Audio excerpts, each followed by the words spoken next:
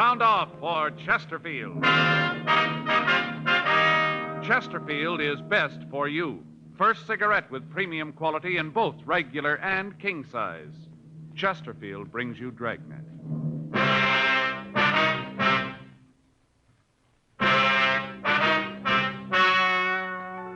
Ladies and gentlemen, the story you are about to hear is true.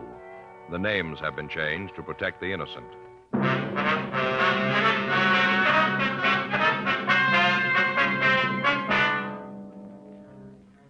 You're a detective sergeant. You're assigned a burglary detail. A string of safe burglaries breaks out in your city. In the past 2 months, 35 safes have been broken into. You know there's more than one man in the operation. You've got no lead to the thieves' identity. Your job? Get him.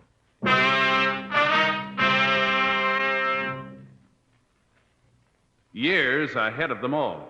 Chesterfield is years ahead of them all. The quality contrast between Chesterfield and other leading brands is a revealing story. Recent chemical analyses give an index of good quality for the country's 6 leading cigarette brands.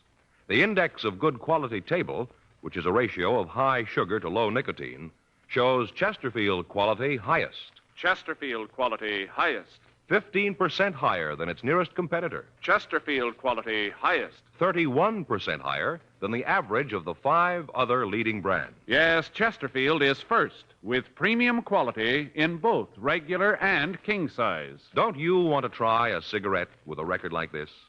Chesterfield.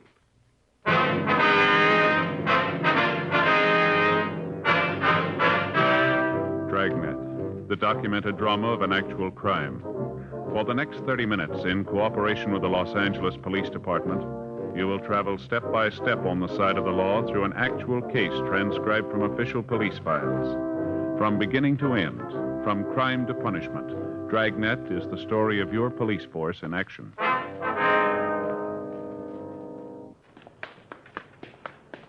It was Tuesday, August 18th. It was warm in Los Angeles. We were working the day watch out of burglary detail. My partner's Frank Smith. The boss is Thad Brown, chief of detectives. My name's Friday.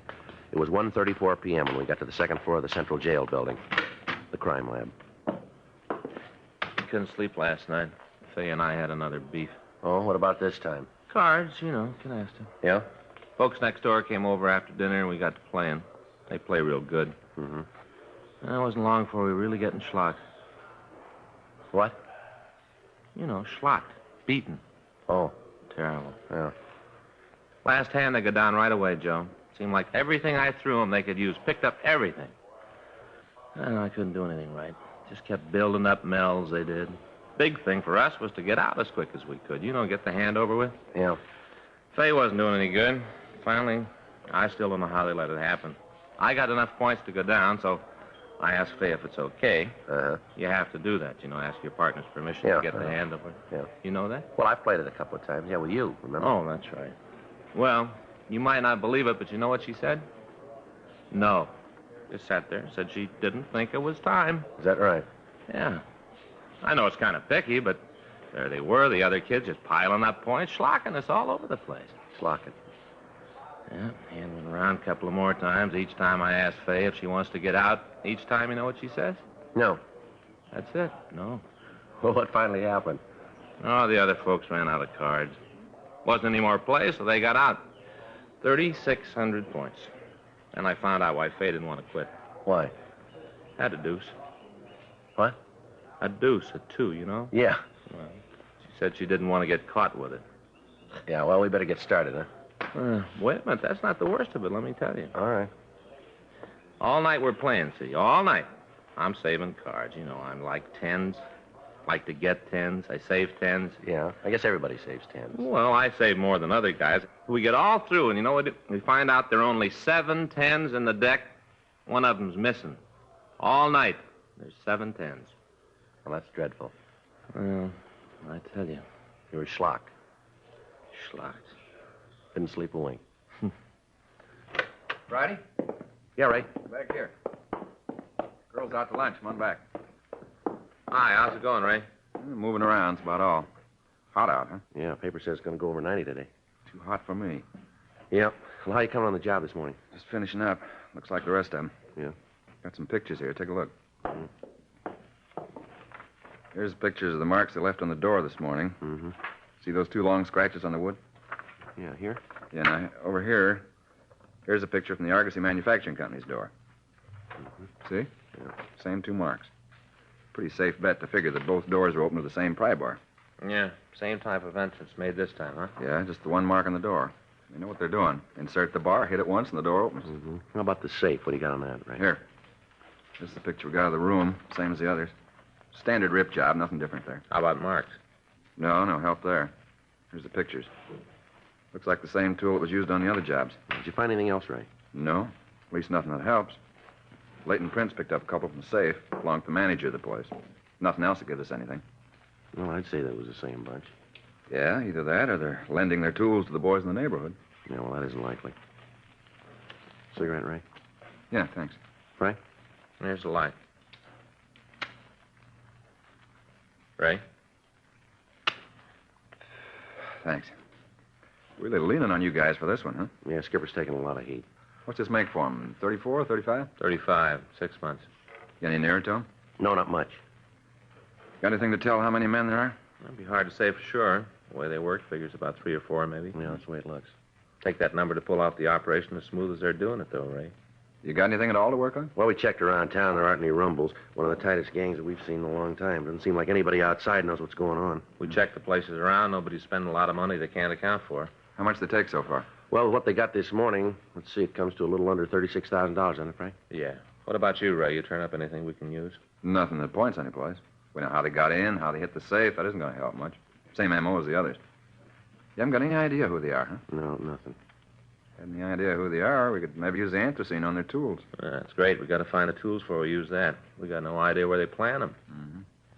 Seems that one of your informants would be able to come up with something on it. Yeah, you'd think so. We've checked them all, Ray. No leads to the gang.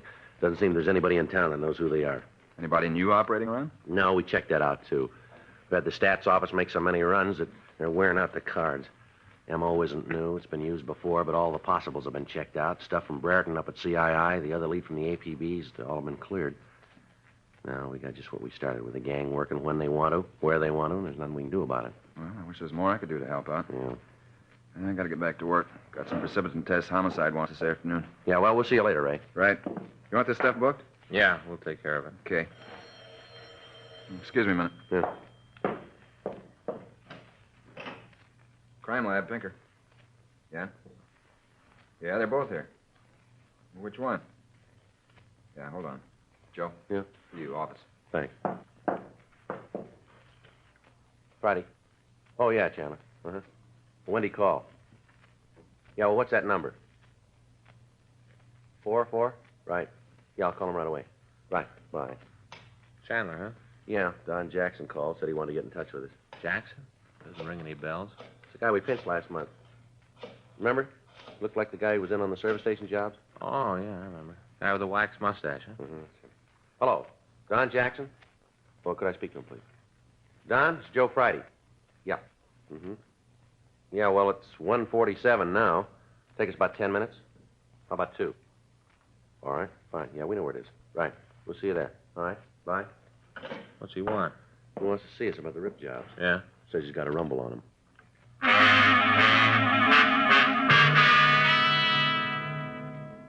Don Jackson had been a suspect in a series of service station burglaries we'd investigated. He'd been picked up and interrogated, but investigation showed that he couldn't have been involved in the thefts. Since he'd been released, we'd heard nothing from him, and as far as we knew, he'd gone back to his job in a downtown clothing store. From what he told me on the phone, he had some information about the current series of safe burglaries. 1:48 p.m. Frank and I left the crime lab and drove over to the store where Jackson worked. He managed to get relieved, and he took us to a small coffee shop near the store. We sat down and ordered some coffee, and Jackson told us what he knew about the burglaries. Now, I could be wrong about this. I don't think so. But outside, it could be. Uh-huh. Donnie, you got any one reason for figuring that the Scott fellow's tied in with the jobs? Well, nothing I can put my finger on, you know. Just that the guy's never done a full day's work in his life. Don't think he knows what a callus is. Yet he's always loaded, always got a roll. It's real, too. Not like them you see sometimes with a big bill on the outside and ones in the middle. Now, this guy's loaded, you know. Yeah. Where'd you meet him? Well, I was sitting in a bar down the street one night, having a belt before dinner. We got to talking. Ended up eating together that night. You remember when this was, Don, when you first met him? Well, let me see. Yeah, it was the day I got the trench coat from England. Now, let me see. That make it about August 4th. Yeah, it was the night I got the coat. Come to think of it, that's what got us to talking, the coat. I don't understand. Well, you see, I got this here coat I had to send over from England. That's a real beauty. All kinds of linings and wind straps in the sleeves. It's great, you know. Uh-huh. Well, I had him send this coat to the store. Got down the 4th.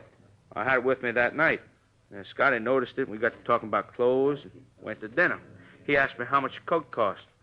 I told him run about 40, maybe $50. He asked me if I could get one for him, and I told him sure. It'd take a couple weeks. Uh-huh. Well, he asked me to send a letter to my friend, Airmail Special, and ask him to send the coat over by express. I told him I would, and then he asked me if I wanted to pay me then. Yeah. I told him no, wait till I knew just how much the coat was going to run. You know, duty and postage and all that. Yeah, I know. Well, he said that'd be okay with him. I saw him a couple of times after that, and every time he'd ask about the coat, I told him that was in the works, you know. Mm-hmm. Well, finally got the coat. It was beautiful. Never saw the guy again. I'm out $46. Crummy Scotty, leave me with that coat. My own money, too. $46.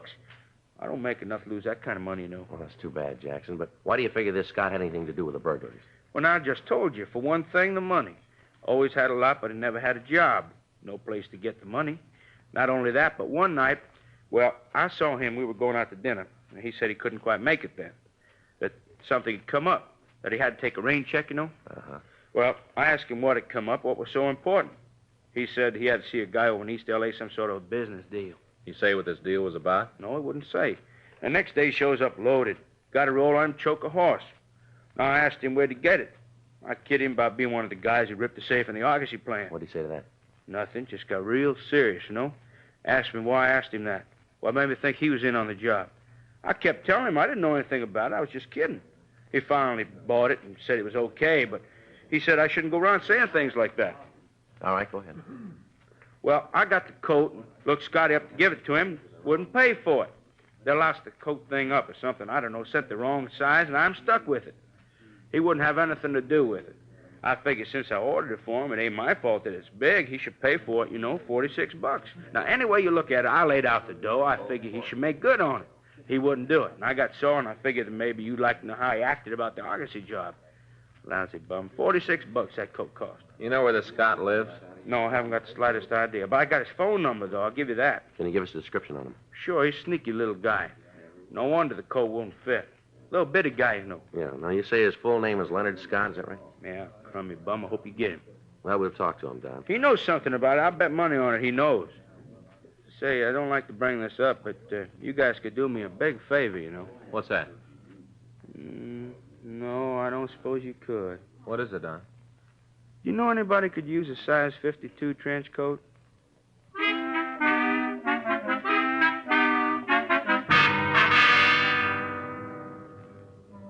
We continued to talk to Don Jackson. We got the description of Leonard Scott and his phone number.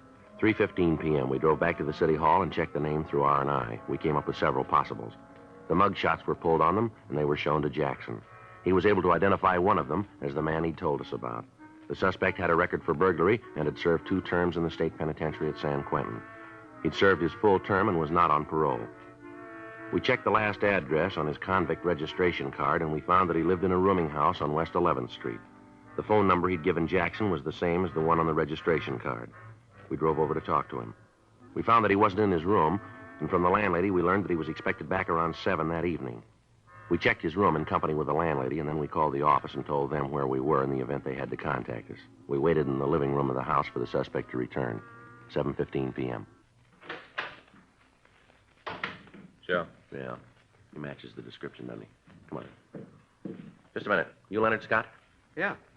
Who are you? Police officers would like to talk to you. What's this all about? Be better if we went up to your room. Oh. All right, come on up. Can't you give me some idea what this is all about? We'll talk to you about it. Go ahead. Open the door. Go ahead. Yeah.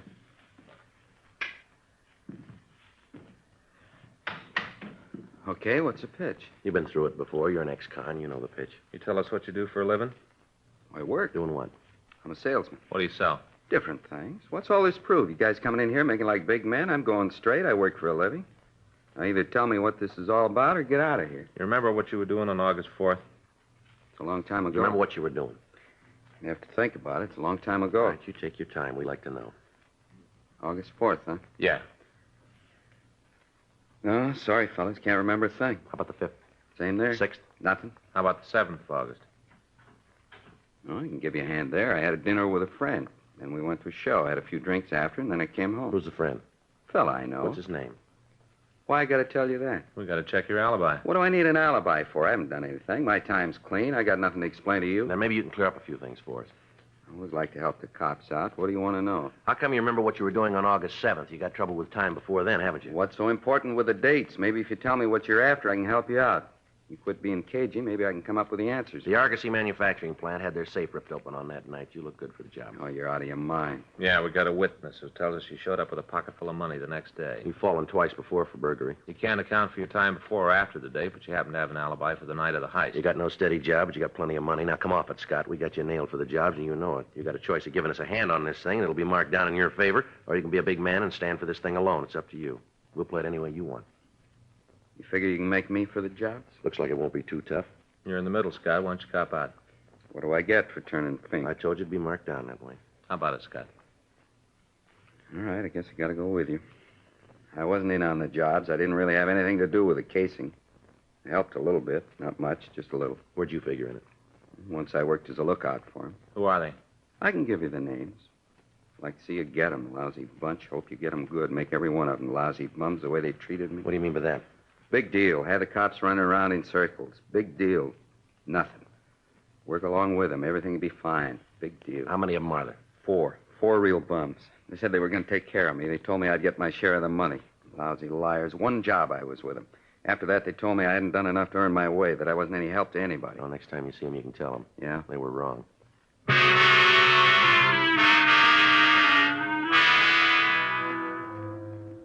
We got the names of the 4 men who were involved in the burglaries. We took Leonard Scott down to the city hall and pulled the packages on the 4 suspects. He gave us a positive identification on them. We checked with Captain Wisdom, and it was decided to wait until we could catch the suspects in the actual attempt to commit a burglary. We checked out the address of the 4 suspects and got as much information as we could on them without letting them know that they were under surveillance. Additional teams of men were assigned to the stakeout. Each of them was watched 24 hours a day, and each of the teams of detectives were in constant contact with the burglary division. 2 days passed. None of the suspects made any attempt to make contact with the others. We met with the district attorney, and it was decided that in the interest of bringing the gang to justice, the first suspect, Leonard Scott, should be released from custody to act as an informant for us. He would be kept under constant surveillance. Frank and I were assigned to follow him. In the next 3 days, he went about his business as usual. Each evening, he'd leave his rooming house and walk through the bars in the downtown area. He told us that contact and information regarding the burglaries was made by the leader of the gang, one of the suspects named Howard Ramsey. On Monday, August 24th, we saw Ramsey approach Leonard Scott. They talked briefly in the rear of a bar on 6th Street, and then Ramsey left. We waited for about 15 minutes, and then we saw Scott leave the bar. We followed him down the street to an all-night coffee stand. We sat down next to him at the counter, and at the first opportunity, he told us what Ramsey had said. You guys haven't got long to wait. What'd he say? Deal's set. It's going to be a machine shop out in West L.A. Rumble is the safe has over 25 grand in it. Biggest job they've tackled. You say how it's going to work? Yeah, I'll fill you in on it. Thought you might want to get in touch with your office, so. How's that? They're going to work tonight.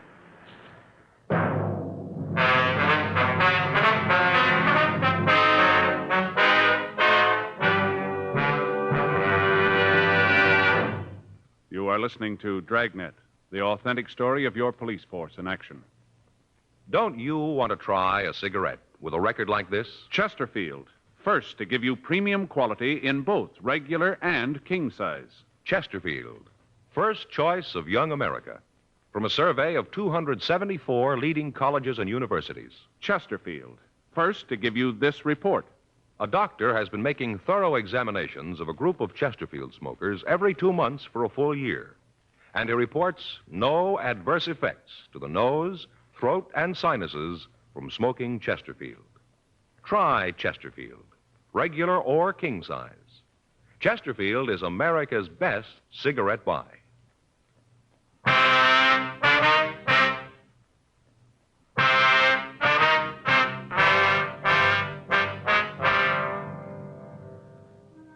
9:32 p.m. We got the rest of the story from Leonard Scott. The plan, as he outlined it for us, was that the 4 other suspects would not meet until they were at the plant that was to be burglarized. We got in touch with the men who were following the suspects and told them what had happened. 10:07 p.m. We met with Captain Wisdom and put the operating plan into effect. It had been arranged that all of the men following the suspects would be in 3-way radio cars so that constant communication could be kept between the units of the operation. Additional officers were planted on the roofs of the buildings surrounding the plant to be burglarized. These men would be equipped with walkie-talkies so they could keep in constant touch with each other and with us in a 3-way radio car. In this way, we could direct operations, and we'd have a complete picture of what was happening in the immediate vicinity. A blockade system was set up to be put into operation once the suspects had entered the trap so that escape would be impossible. 11:45 p.m. The plan was completed, and the men involved were in their assigned positions. We followed Leonard Scott to his rooming house, and he changed to his working clothes. He came out of his house, and we followed him out the freeway to Hollywood. From there, he drove out Sunset Boulevard to Whittier Drive in Beverly Hills, and then he went out Wilshire Boulevard toward West L.A. As we drove, we could hear the other units reporting the position of the men that they were following. All of the suspects left their homes at approximately the same time, and it looked as if they would get to the plant within a couple of minutes of the scheduled time. Scott had told us that they would not meet at the plant, but they'd rendezvous at a drive-in a couple of blocks from the plant. There, they would be given their instructions. 2:16 a.m., the 5 cars pulled into the drive-in, and after a brief conversation, they all left and drove toward the plant. 2:23 a.m., all the police units got into their positions as arranged. Frank and I took up our position, and we listened to the reports coming in over the radio. Unit 1KY80, Unit 1KY80, Rubles, come in. Unit 1KY80 to Rubles, go ahead. I'm on the roof of the building directly across the street from the factory, Joe. I can see the suspects now. How many of them are there? I can see 3. I think there's a couple more at the corner as lookouts. Hey, Donovan's down the block. Maybe he can see the others. Unit 1KY80 to Donovan. Come in, please. Over. This is Donovan. Yeah, there's one of them on the corner down here. He drove up and got out to take a look at the motor of his car. He's over there working on it now. This Rubles, I can see another one at the other corner. He's changing a tire. Got the jack under the car, but he's not trying to get the wheel off. The others are at the factory door now. You see anything where you are, Joe? Not much. Shadows across the street. I can't see the doorway. What are they doing now?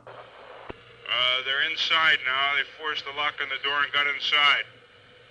Door's closed now. I can't see him anymore, Joe. All units, this is Friday in Unit 1KY80. All units move in to apprehend suspects. Repeat, move in to apprehend suspects. Units 2R4, 5, 6, and 7, and Unit 2R20 move to blockade positions. All right, let's go. Right. They got the place covered in back, okay? Yeah, all covered. All right. This ought to do it, huh? Right. All right, let's go. Yeah.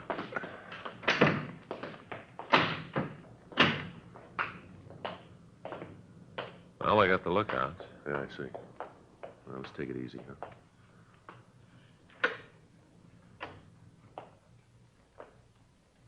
See him? No. There's a light back there. Looks like the office. Wait a minute. Yeah. All of them must be back there. Sounds like they're putting the bar into the back of the safe, doesn't it? Yeah. Rubles? Let's go. They're in the office now. You want to move in from that side? Right. All right, let's go. All right. Come on, get on it. We haven't got all night. That safe built like a sardine can. There's no reason to take this long. We're doing the best we can. We got the 1005 bricks giving us trouble. Here, let me take a look. All right, hold it right where you are. Cops, let's get out of here. Watch him, Joe. I'll get him. Right. Come on, Ramsey. You got no place to go. The building's surrounded. Back here, Joe. Get out of here, cops. You're never going to take us. Hold it up. Don't shoot anymore. I give up. I give up. Come on, cops. Come on and get it. He ain't talking for me. I've had it. I don't want any more shooting. I give up. All right, throw your guns out here. He's mine. All right. Come on out of there. Get over there. Get your hands back of your head. Stand right there and don't move. I gave up, didn't I? I didn't want any more of it. Come on, Ramsey. Your partner was smart. Why don't you play it that way, too? You come and get me, cop. All right. You win. I'm out of shells. Don't shoot. Throw that gun out here. All right, now come on out of there. Keep your hands back of your head. Come on, move. That's good right there. All right, all right. Come on, Ramsey. Over there next to your partner. Now stand still, both of you. Put your hands against the wall. Stand still. I don't move. All right, they're clean, Joe. All right. There were three of them. Where's the other one? I made a break for the front door. They got him out there. Lousy luck all the way around. How'd you know? Who told you? That doesn't make any difference. Well, somebody had to tell you. You'd never have found out if somebody hadn't told you. Yeah, that's right. Come on, let's go now. Well, who told you? Who turned Fink? Somebody had to tell you, didn't Well, he? don't you worry about it, mister. What do you mean? You're going to have a lot of time to figure it out. Now, let's go.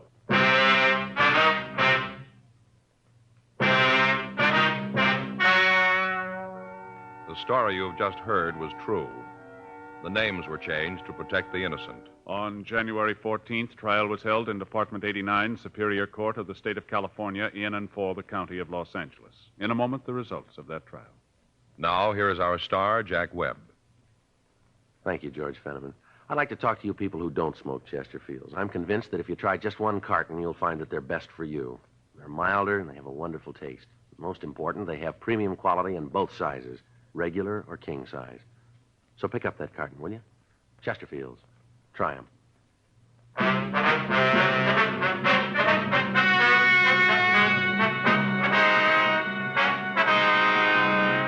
Howard Allen Ramsey, Jack Irwin MacArthur, and the other two suspects were tried and convicted of 15 counts of burglary in the first degree. They received sentences as prescribed by law.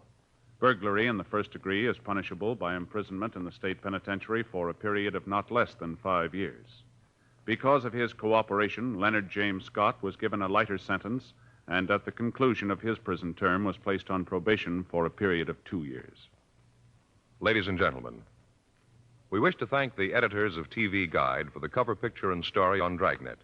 You can get TV Guide at your favorite newsstand.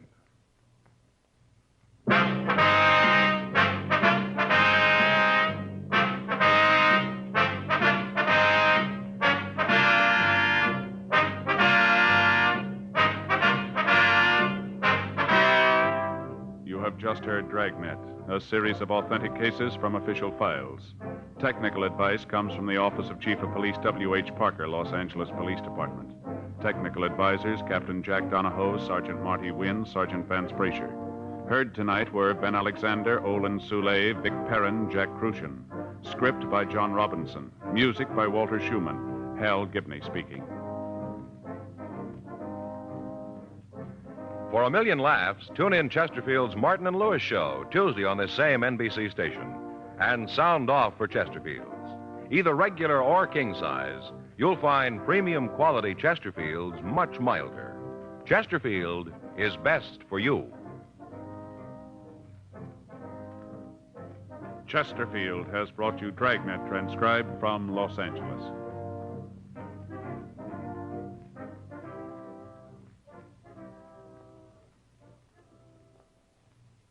Now, new Fatima has the tip for your lips. Fatima tips of perfect cork. King size for natural filtering. Fatima quality for a much better flavor and aroma. So remember, new Fatima has the tip for your lips. Fatima. See how smooth they are. Remember, Fatima is made by the makers of Chesterfield, Liggett and Myers, one of tobacco's most respected names.